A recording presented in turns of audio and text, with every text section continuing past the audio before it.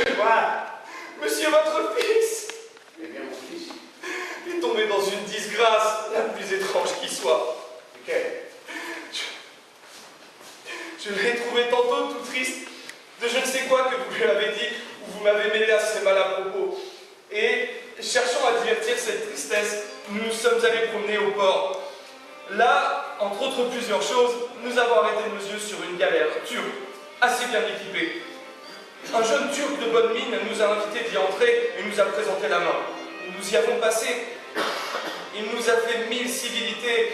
Il nous a donné la collation où nous avons pu manger des fruits les plus excellents qui se puissent voir et bu du vin que nous avons trouvé le meilleur du monde. Et qui a-t-il laissé affligeant tout cela? Attendez, monsieur, nous y voici. Pendant que nous mangions, il a fait mettre la galère en mer. Et, se voyant éloigné du port, il m'a fait mettre dans un esquif et m'envoie vous dire que si vous lui envoyez par mois, tout à l'heure, 500 écus, il va vous emmener votre fils en Alger. Comment, Théâtre? 500 écus? Oui, monsieur, et de plus, il ne m'a donné pour cela que 2 heures. Le panda de Turc m'a assassiné de la façon. C'est à vous, monsieur, d'aviser promptement au moyen de sauver des fers, un fils que vous aimez avec tant de tendresse. Que diable allait-il faire dans cette galère? Ne songez pas à ce qui est arrivé. Va-t-on se calmer? Va-t-on vite dire à ce Turc que je vais envoyer la justice après lui? La justice, en pleine mer? Vous moquez-vous des gens? Que diable allait-il faire dans cette galère? Une méchante destinée conduit quelquefois les personnes. Il faut Scapin. Il faut que tu fasses ici l'action d'un solitaire fidèle. Quoi, monsieur? Tu t'as dit à ce Turc qu'il me renvoie mon fils. Et que tu te mets à sa place, jusque ce que j'ai amassé la somme qu'il demande. Ah, monsieur, songez-vous à ce que vous dites? Et vous figurez-vous que ce Turc ait si peu de sens d'aller recevoir un misérable comme moi à la place de votre fils? Mais que diable allait-il faire dans cette galère? Il ne devinait pas ce malheur. Songez, monsieur, qu'il ne m'a donné que 2 heures. Tu dis qu'il demande 500 écus? 500 écus? N'as-tu pas de conscience?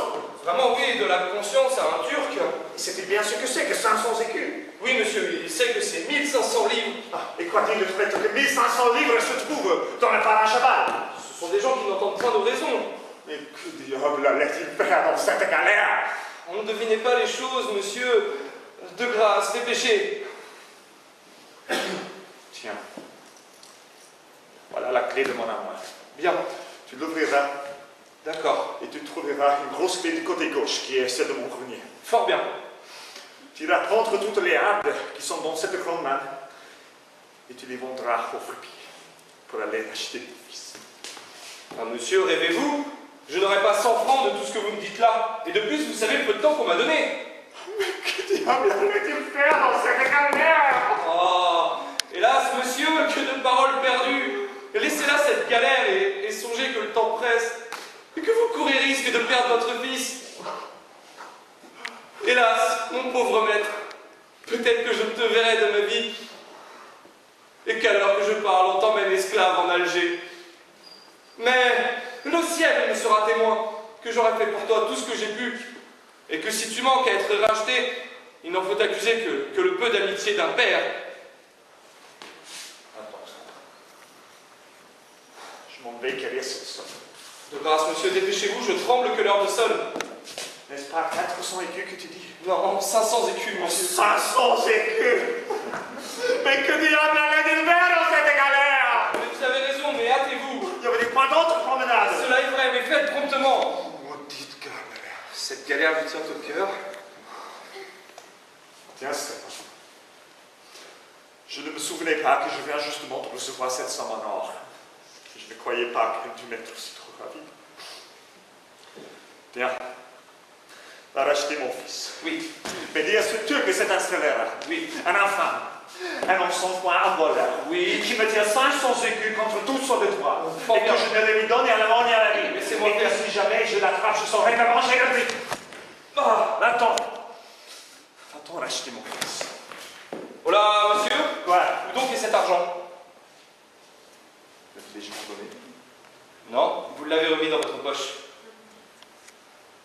C'est la douleur qui me trouble l'esprit. Ouais, je n'en doute pas. J'ai envie de le faire mon sac. Oh mon Dieu. Dieu. Ça sent, c'est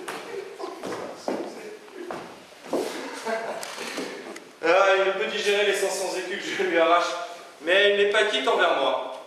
Et je vais lui faire payer en une autre monnaie l'imposture qu'il m'a faite auprès de son fils.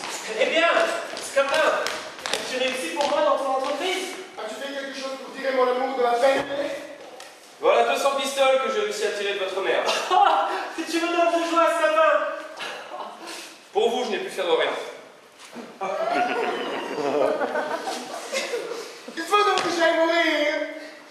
Je te fais de vivre si c'est rien de noter. Oh là, oh là. Comment vous allez vite? Allez, j'ai votre affaire ici. Que veux-tu que je devienne? Ah, tu mets dans la vie. Oui. Mais je vous la donne qu'à la condition que vous me permettiez une vengeance contre votre père pour le tour qu'il m'a joué. Tout ce que tu voudras. Vous me le promettez devant témoin? Oui. Tenez, voilà 500 écus. Allons-en promptement acheter celle que j'adore.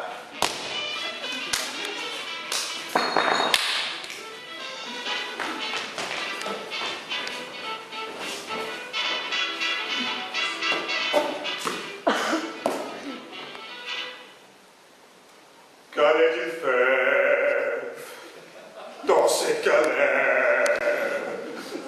Qu'allait-il faire? Qu'allait-il faire? Dans cette galère? Dans ces galères. Qu'allait-il faire? Qu'allait-il faire dans ces galères?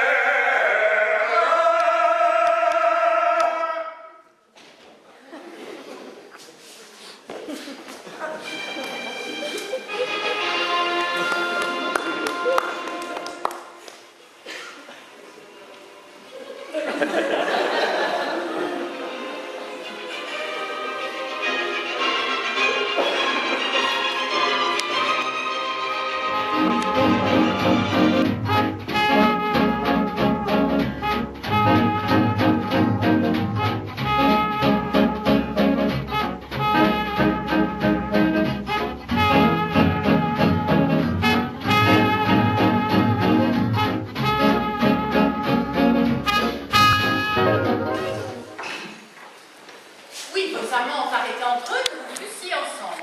Et nous nous acquittons de l'ordre et nous condamnés. Un tel ordre n'a rien qui me soit agréable. Mais je reçois de la sorte une compagne, et il ne tiendra à moi que l'amitié qui est entre les personnes que nous aimons ne se répande entre nous deux.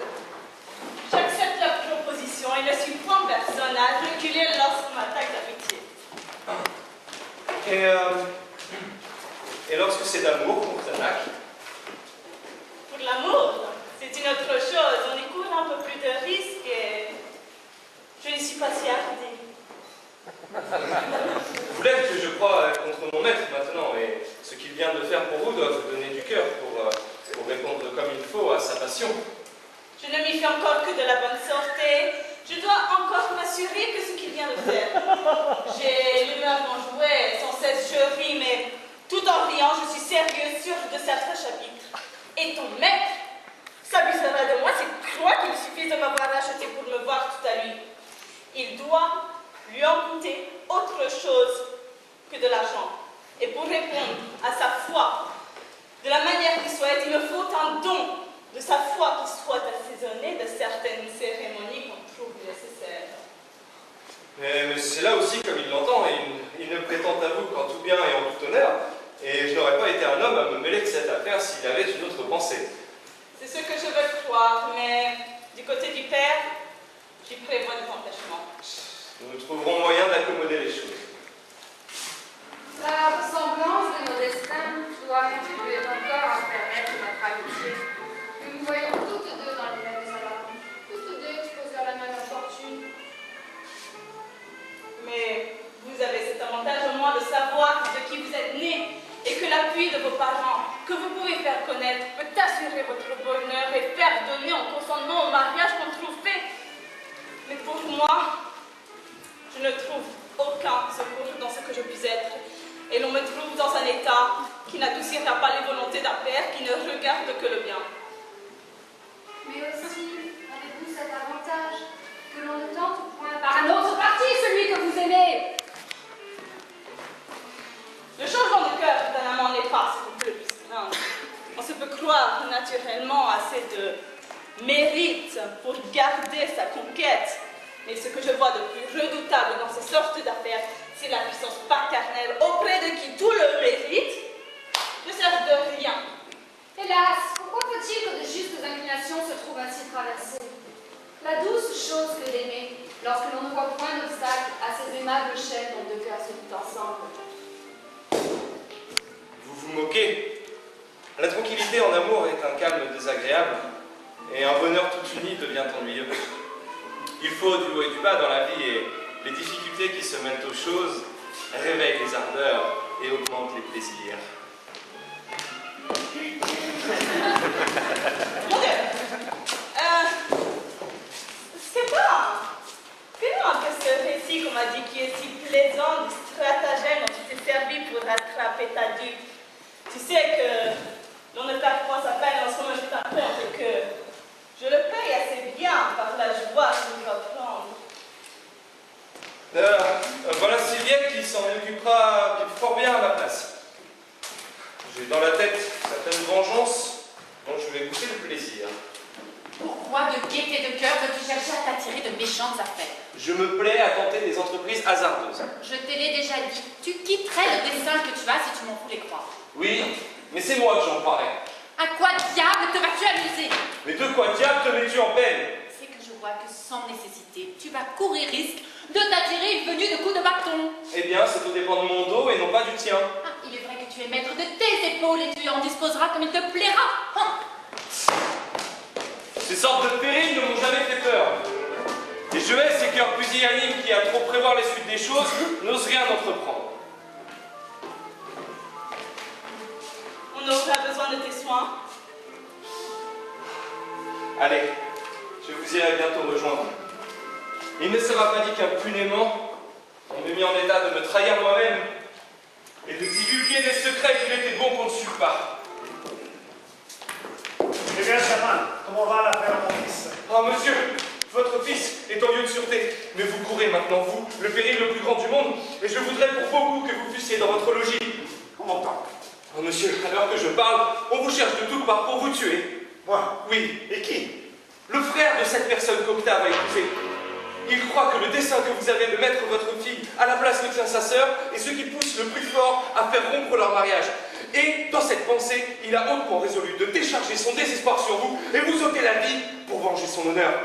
Tous ses amis, gens d'épée comme lui, vous cherchent de tous côtés. J'ai même vu de ça, de là, des soldats de sa compagnie qui interrogent ce qu'ils trouvent et occupent par peloton toutes les avenues de votre maison, de sorte que vous sauriez aller chez vous, vous ne sauriez faire un pas ni à gauche ni à droite, que vous ne tombiez entre leurs mains. Mais que ferais-je, ma pauvre Stéphane? Je ne sais pas, monsieur. Voilà une étrange affaire. Je tremble pour vous de la tête jusqu'aux pieds. Et... Oh, chut. Non, non, ce n'est rien, ce n'est rien. Ne saurais-tu trouver quelques moyens pour me tirer de peine? J'en imagine bien, mais je courrais risque, moi, de me faire assommer. Contre toi, serviteur zélé, ne m'abandonne pas, je te prie. Je le veux bien. J'ai pour vous une tendresse qui ne saurait souffrir que je vous laisse sans secours. Mais tu en seras récompensé, je t'assure. Et je te remets cela d'ici quand je l'aurai un peu usé. Tenez, voilà une affaire que je me suis trouvé fort à propos pour vous sauver. Il faut que vous vous mettiez là-dedans. Ah! Mais non, non, non, ce n'est rien, ce n'est rien. Il faut, dis-je, que vous vous mettiez là-dedans et que vous gardiez de remuer en aucune façon. Je vous chargerai sur mon dos comme un paquet de quelque chose et je vous porterai ainsi au travers de vos ennemis jusque dans votre maison, où quand nous serons une fois, nous pourrons nous barricader et envoyer guérir main forte contre la violence. L'invention est bonne. La meilleure du monde, vous allez voir. Tu verras l'imposture. Hein? Non, je dis que vos ennemis seront bien de l'attraper. Surtout, mettez-vous bien jusqu'au fond et prenez garde de ne pas bouger, de ne pas remuer. Quoi qu'il puisse arriver, monsieur. Laisse-moi faire, je saurai me tenir. Bon, cachez-vous, voici un des soldats qui arrive.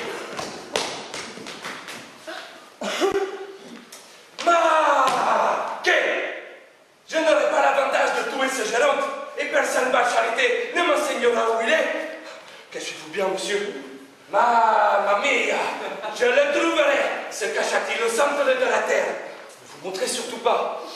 Oh là, l'homme au sac. Monsieur, je te vaille à Louis et m'enseigne où peut être le gérant. Vous cherchez le seigneur Géronte, monsieur? Oui, stupido, je le cherche. Et pour quelle affaire, monsieur? Pour quelle affaire?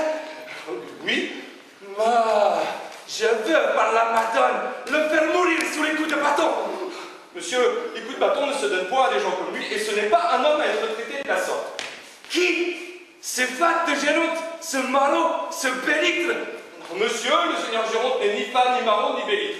Et vous devriez, s'il vous plaît, parler d'une autre façon. Ah, comment tu me parles à moi avec cette hauteur? Je défends comme je dois un homme d'honneur qu'on offense, monsieur.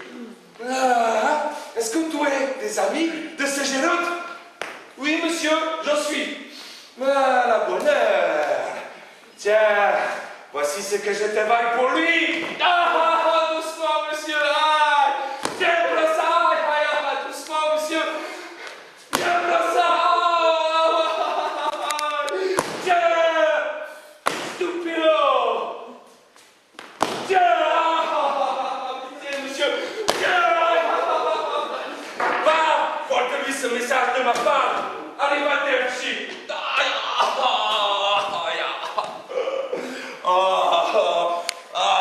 Diable soit du rital. J'en peux plus. Hein. Ah, monsieur, je suis tout moulu. Et les épaules me font un mal épouvantable. Comment? C'est le mien qui l'a frappé. Hein. Nenni, monsieur, c'était sur mon dos qui tapait. J'ai bien senti les coups. Et ils sont bien encore. Non, vous dis-je, ce n'est que le bout du bâton qui est arrivé jusqu'à vous. Mais tu devais donc te retirer un peu plus loin pour m'épargner. Oh, cachez-vous, on voit Cerno qui a mis dans les projets.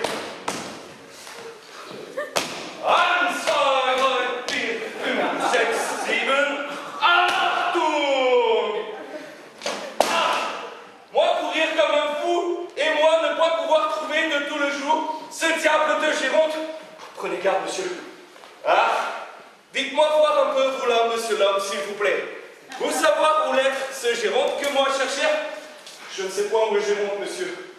Ah, allez, tu peux me le dire franchement à moi.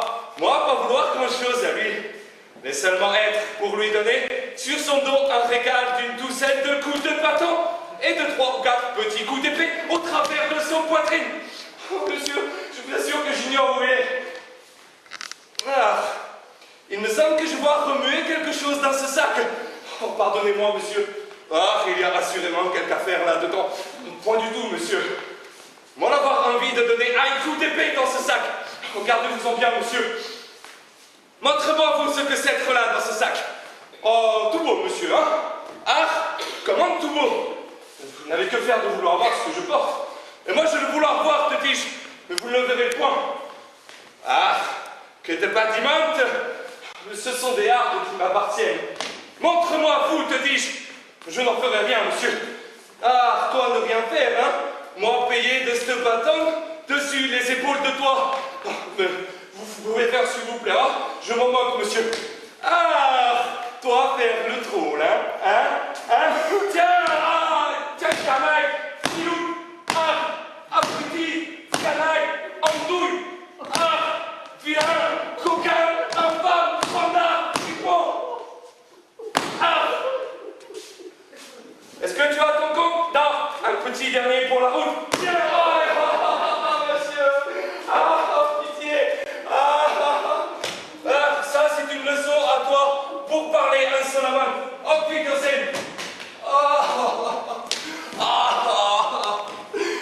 Diable soit du teuton. Je suis mort. Ah, monsieur, je suis mort. Et pourquoi dire autre faut-il qui frappe sur mon dos?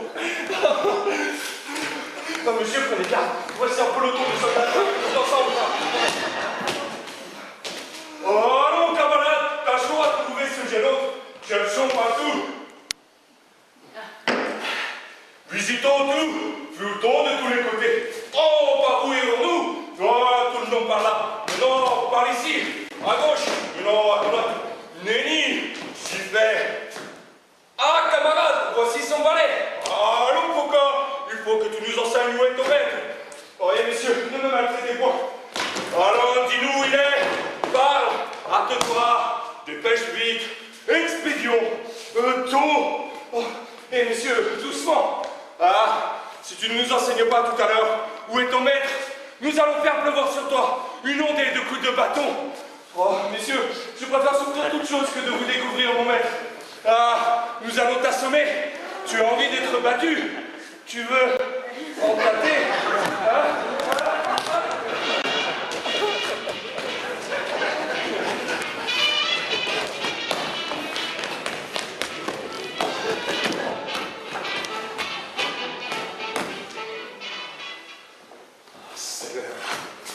Ah, infâme, c'est ainsi que tu m'assassines!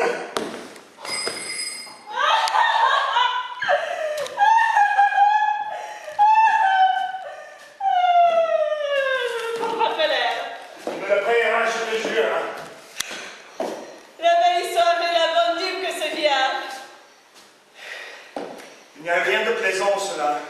Et vous n'avez que fait d'en rire. Comment? Que voulez-vous dire, monsieur? Je veux dire que vous ne devez pas vous moquer de moi. De vous? Oui. Comment? Qui sont